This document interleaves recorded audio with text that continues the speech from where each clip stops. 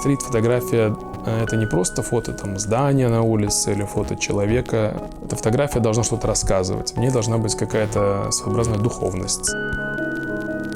Сейчас я камеру ношу всегда с собой. И если ты настроен снимать, то камера должна быть в руке, во включенном состоянии всегда. Я всегда снимал не то чтобы для себя. Мне была интересна реакция других людей. Стрит-фотографии – это ощущение удачного кадра. Ты его еще не видел, но уже чувствуешь, что это будет интересный кадр. Важно, чтобы это было интересно не только тебе, чтобы этот кадр мог прочитать зритель.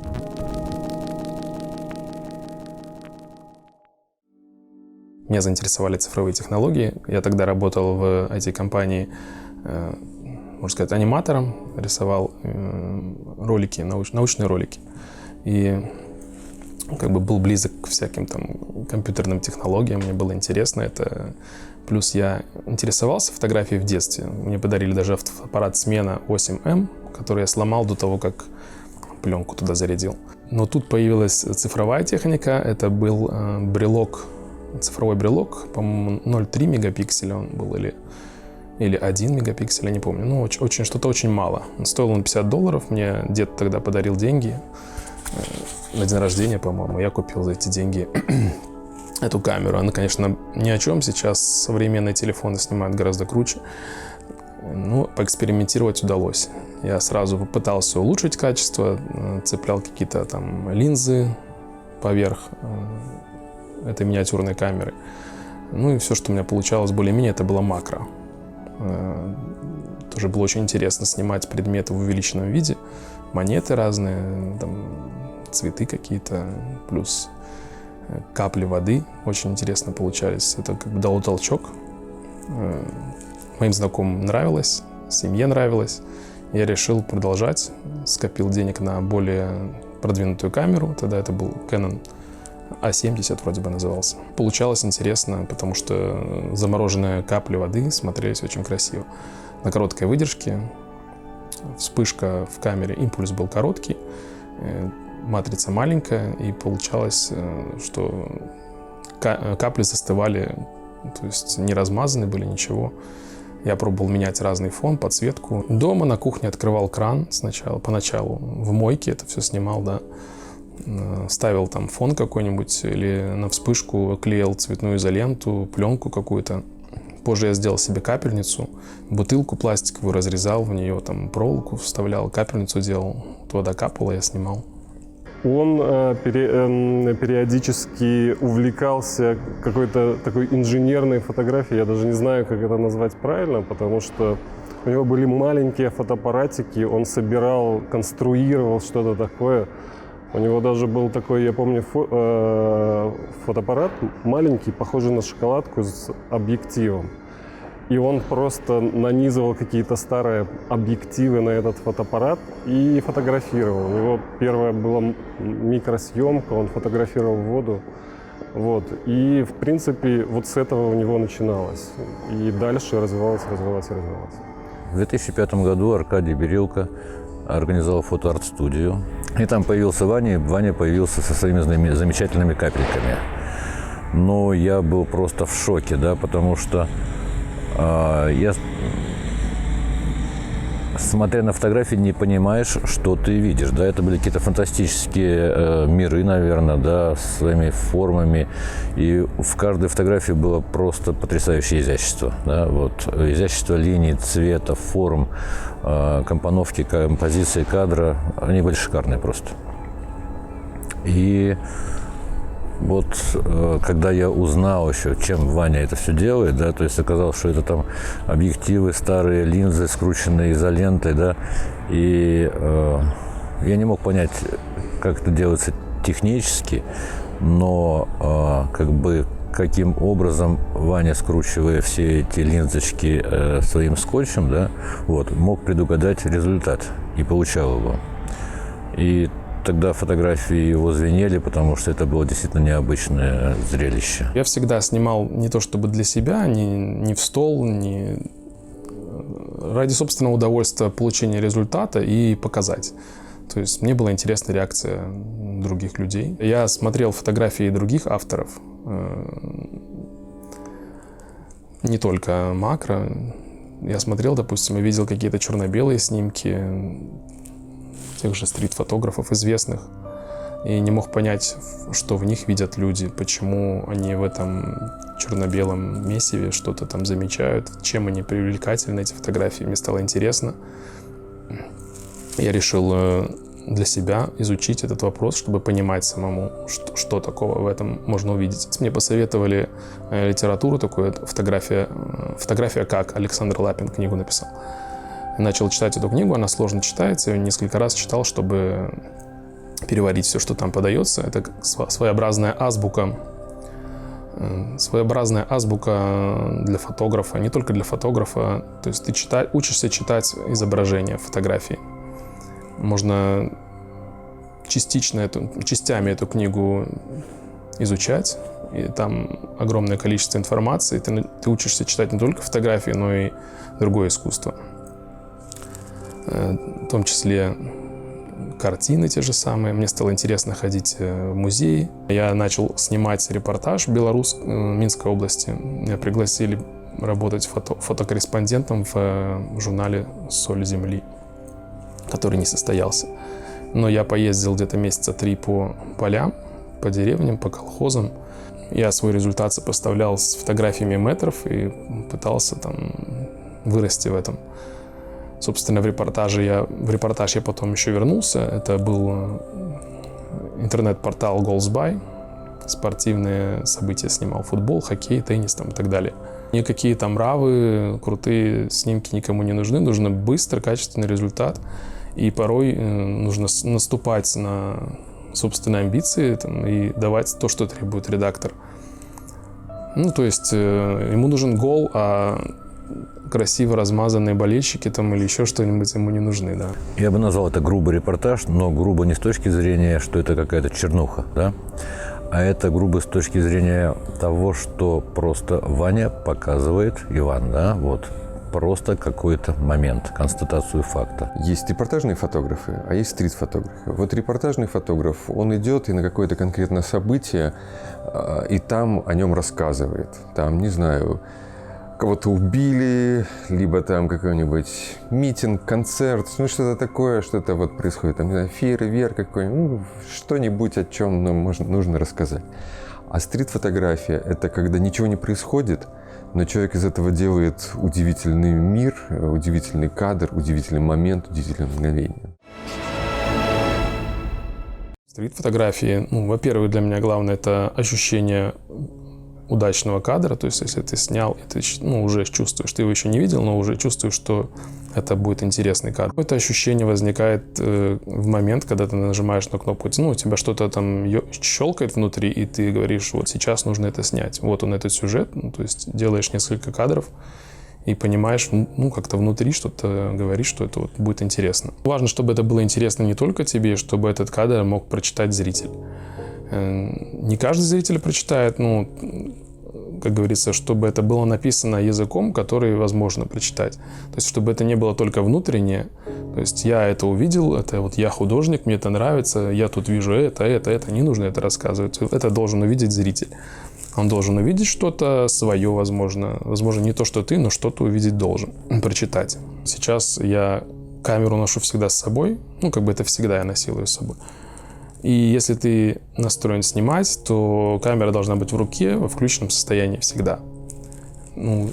И потому что происходит очень часто сюжет очень быстро и растворяется. И ты жалеешь потом, что я не достал, не снял крышечку, если это зеркалка, например, не включил, настройки выставил или автомат включил. Но все равно.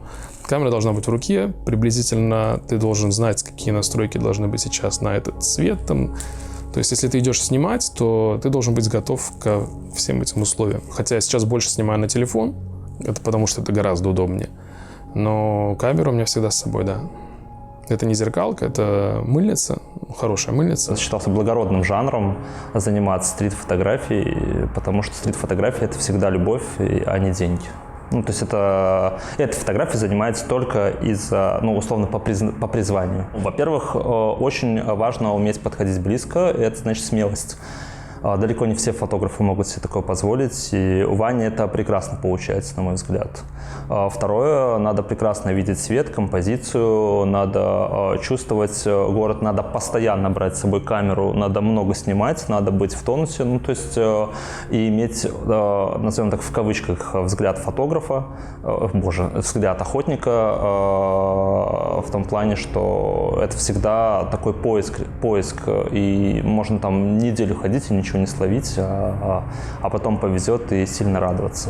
Уличная съемка — это не постановочная съемка для меня. Некоторые снимают стрит, называют это стритом, делают постановки или просят разрешения. Тут тоже такая вот спрашивать, не спрашивать у людей. Ну, я считаю, что спрашивать не нужно, это будет уже не стрит.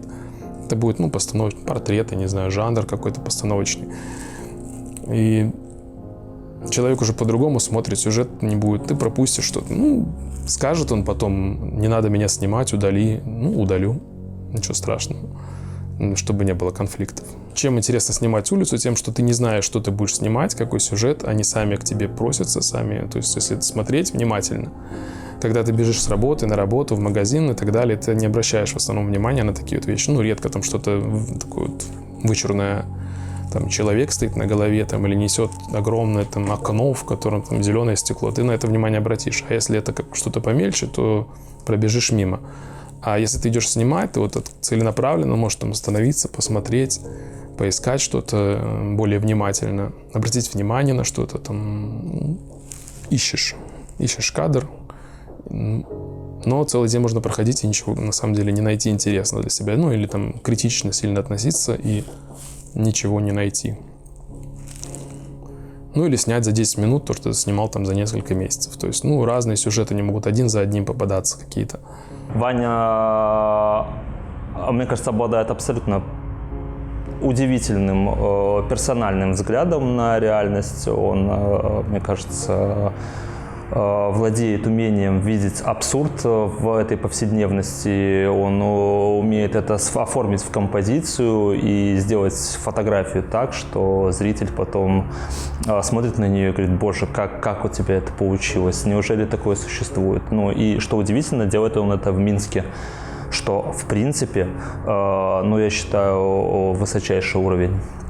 Потому что Минск – это не город, который предназначен для стрит-фотографий. Ну, потому что есть несколько причин, когда, ну, точнее, ситуаций, когда стрит-фотография хорошо развивается. Первая из них – это наличие богатой уличной жизни. Ну, то есть должно что-то происходить, да?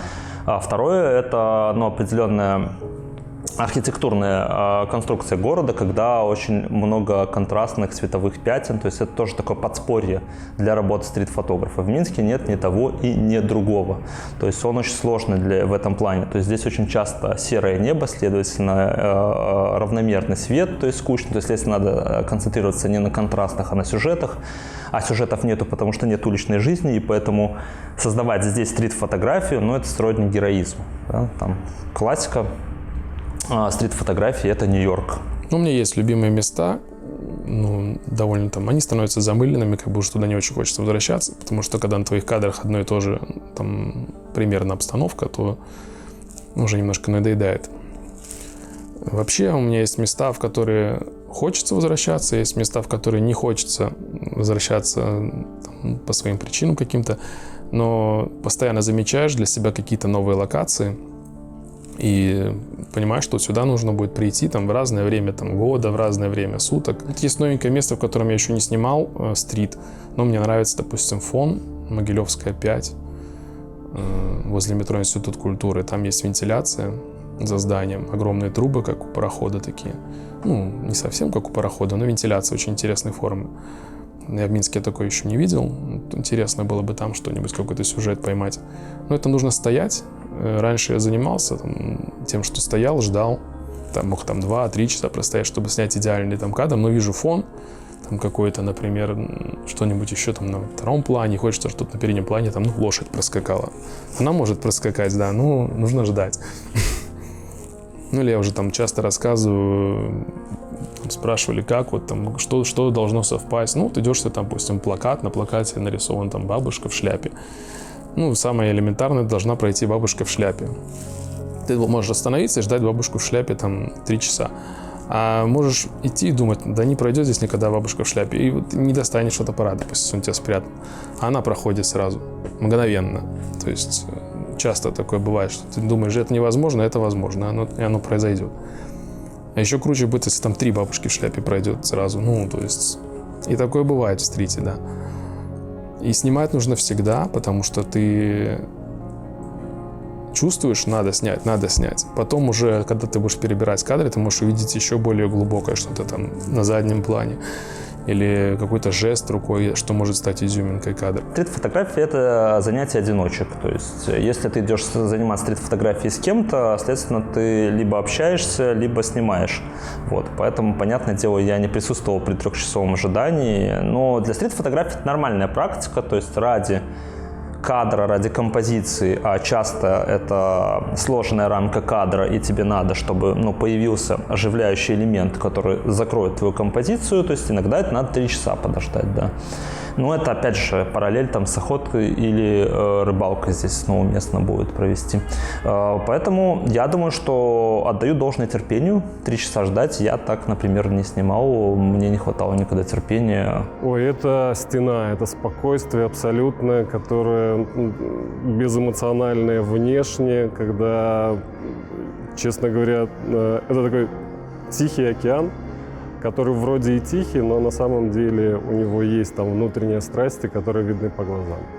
Сейчас я получаю больше удовольствия именно вот от прогулки, от того, что ты двигаешься. Все-таки стоять на одном месте долго не хочется. Я лучше больше увижу, больше разнообразных сюжетов сниму, чем один там классный кадр я получу, например, со своей точки зрения. Или я буду его ждать, его сделаю там за 3 часа этот кадр, но он мне потом не понравится.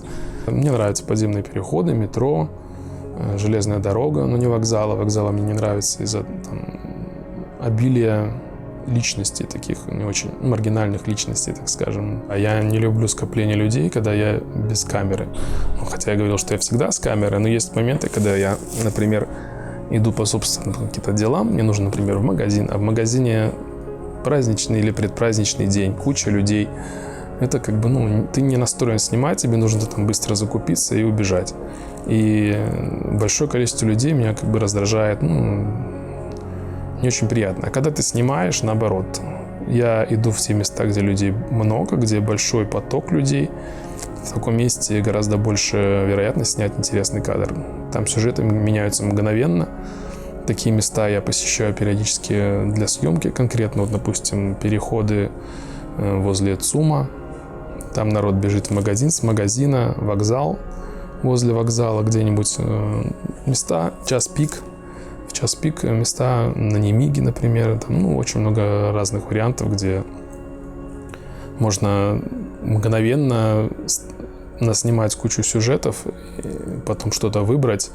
И в такое время в таких местах на тебя никто практически не обращает внимания. Бросят взгляд и бегут дальше по своим делам. Люди спешат, а ты стоишь и ждешь, смотришь. Его фотографии, они абсолютно наверное, нечитаемы с первого раза.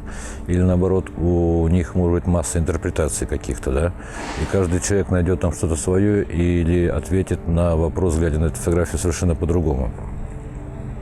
Но их интересно смотреть, несмотря на то, что с первого взгляда они очень, простенькие, да, Вот есть некий факт, да, стоит человек, да, он задумался, на заднем плане что-то отражается, на переднем плане лежат какие-то детали, все что угодно. Но когда вместе начинаешь, скажем так, компоновать эти объекты и немножко, зная Ивана, думать, что же он думал, когда снимал эту фотографию, то становится интересно. Хочется снять, например,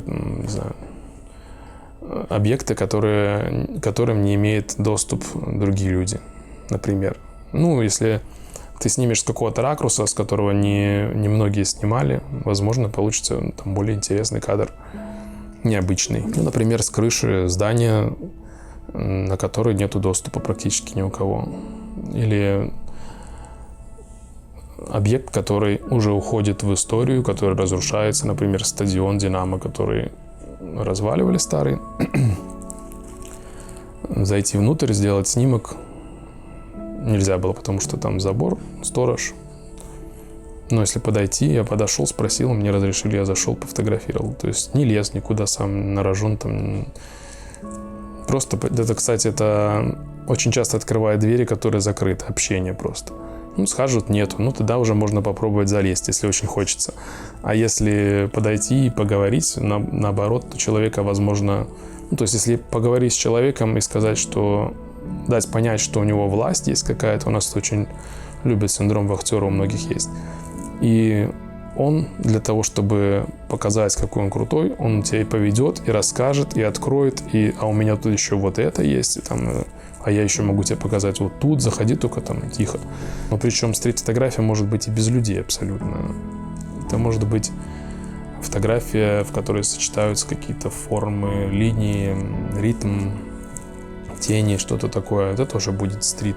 У Вани фотография, стрит-фотография, она такая более классическая. Знаете, она вот черно-белая. Сразу видно, что он больше на классической фотографии учился, и каких-то авторов, вот что-то, знаете, там, сутку сразу начинаешь сравнивать. Черно-белая фотография, она по-другому работает, да, то есть самое простое, самое на поверхности, конечно же, это то, что цвет с дополнительной информацией. То есть мы смотрим, и мозг психологически начинает анализировать, кроме изображения, еще цвет. И этот цвет должен между собой каким-то образом работать.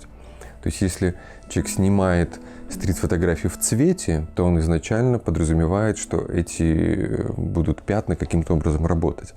А это еще другой дополнительный уровень, который смотришь. У Вани больше на действие, взаимодействие людей, ощущения, на какие-то образы. И когда без цвета, оно становится такое немножко как бы вне времени. Потому что когда цветное, мы сразу видим цвета, которые сейчас более модные, там вот более кислотные цвета раньше не носили. А вот оно такое вот серо-черно-белое, да, немножко поэтому отсыл к тому времени, там, не знаю, к Советскому Союзу, да, когда там не было всего цветного. У меня рождается по ходу серии. Это я потом сортирую их там. Я вообще не делал никогда выставку тематическую никакую. Вот эта вот выставка, которая у меня была, приближение, я считал, что для выставки должна быть какая-то тема, в которую нужно отобрать качественные снимки, чтобы их хватило на выставку, а не просто там 4-5. У меня есть серии, в которых по несколько снимков, но это серии незавершенные абсолютно. Серии про объекты, которые уже разрушены. Например, здания в Минске какие-то. Серия есть про телефонные будки. То есть есть снимки стрит, где есть один из основных объектов или основной объект телефонная будка, но сейчас этих телефонных будок уже нет. То, что появляется на месте телефонных будок. Очень интересно сопоставить то, что было, то, что есть. Но интересно, если этот снимок в прошлом стрит с каким-то сюжетом, он и в этом, и в настоящем времени тоже должен быть с каким-то сюжетом. То есть на этом же месте желательно снять что-то интересное, а не просто пустое место или то, что там сейчас. Ну, то есть такую серию сделать, это нужно какое-то время довольно длительное, чтобы завершить. Такие вот серии есть. Какие-то серии продумываешь, да, вот неплохо было бы поснимать там, условно, магазины. То есть, я к стриту я отношу в том числе съемку не только на улице, но и съемку в общественных местах, как там гипермаркеты, там вокзалы, вагоны. Иван очень скромный, тихий, и порой у меня возникает вопрос, он вообще разговаривает? Но когда он начинает говорить, ты такой удивляешься, вау, так Ваня столько говорить, оказывается, умеет. Ну, на самом деле, Ваня очень умеет подмечать моменты, и он наблюдательный человек, и такой усидчивый, упорный, как это правильно сказать? Настойчивый, вот. Потому что найти и дождаться вот этих моментов, это действительно должна быть настойчивость. Фотография улицы – это фотография, да, снятая на улице. Для меня это фотография, снятая в общественном месте. Есть личная жизнь, это там частная собственность, то, что происходит за окнами, то, что происходит на закрытой территории, туда, куда нету доступа у всех. это частная жизнь, это, да, это не стрит. Если на улице, в общественном месте, это стрит. Стрит-фотография — это не просто фото там, здания на улице или фото человека, а эта фотография, ну, для меня должна нести что-то. Эта фотография должна что-то рассказывать. В ней должна быть какая-то своеобразная духовность.